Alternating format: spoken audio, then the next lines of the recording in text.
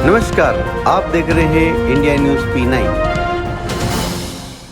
बेटलावत शासन द्वारा युवाओं को रोजगार देने एवं शासकीय कार्य को सुचारू रखने के लिए अनेक योजनाएं चलाई जा रही है, जिसमें आउटसोर्सिंग मैन पावर प्रदान करना भी शामिल है।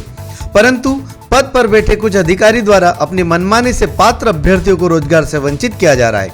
ऐसा ही मामला आया है पेटलावत शासकीय महावीर महाविद्यालय का, जिसमें पूर्व में एक कंपनी क्यूरोस सॉफ्टटेक लिमिटेड तथा सेडमेट एमपी के माध्यम से आउटसोर्सिंग मैन पावर प्रदान करते हुए युवाओं से आवेदन प्राप्त करके विधिवत उनका सिलेक्शन कर उन्हें महाविद्यालय में विभिन्न पदों पर नियुक्त किया गया।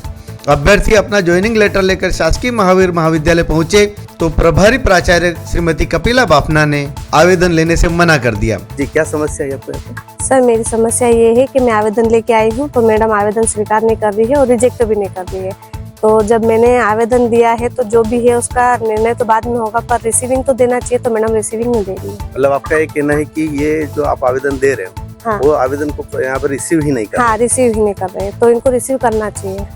ठीक है, उसकी कोई डेट निकल गई थी क्या, ऐसा कुछ है?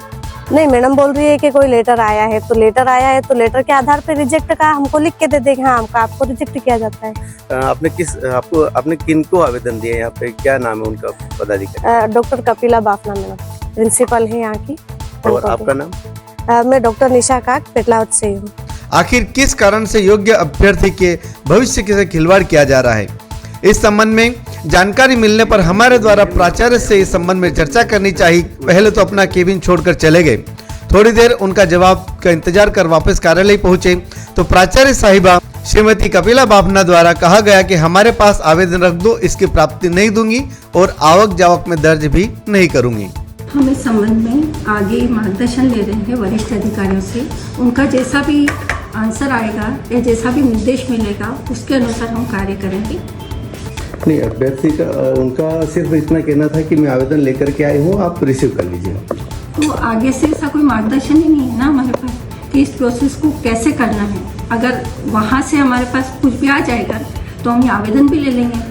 पर किसी भी प्रकार का आवेदन लेने के लिए भी कोई प्रोसेस होती है क्या? जी सर। जैसे मान लो मैं कोई आपको आवेदन देने आया हूँ तो उसके लिए आप किसी से परमिशन लेंगे? आवेदन रख लिया जाता है, हाँ। बट उसको आवक करना या कुछ करना उसमें प्रोसेस देखी जाती है कि किस प्रोसेस से आ रहा है। नहीं, मतलब जैसे जनरल लेकर मान लो कोई पोस्टमैन भी आपके पास डाक लेकर के आता है तो पहले आप उस आवेदन को खोल के देखते हैं कि उसमें क्या लेटर लिखा हुआ है और मैं उसको आवक में लूँ, या वो आप डाक रिसीव करके उसको दे देते हैं?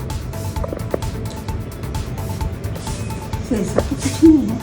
तो फिर आप इनका आवेदन जमा क्यों नहीं कर रहे? वो सुबह 12 बजे से खड़ी है यहाँ पर। आवेदन रखने के लिए रेडी हूँ, बट मैंने कहा है नहीं, अगर आपने आवेदन रखा है तो आप हमें रिसीविंग क्यों नहीं दे रहे? बस हमारे ही आगे कहना है। मार्गदर्शन लेके जैसा भी है वैसा करूँगी। देख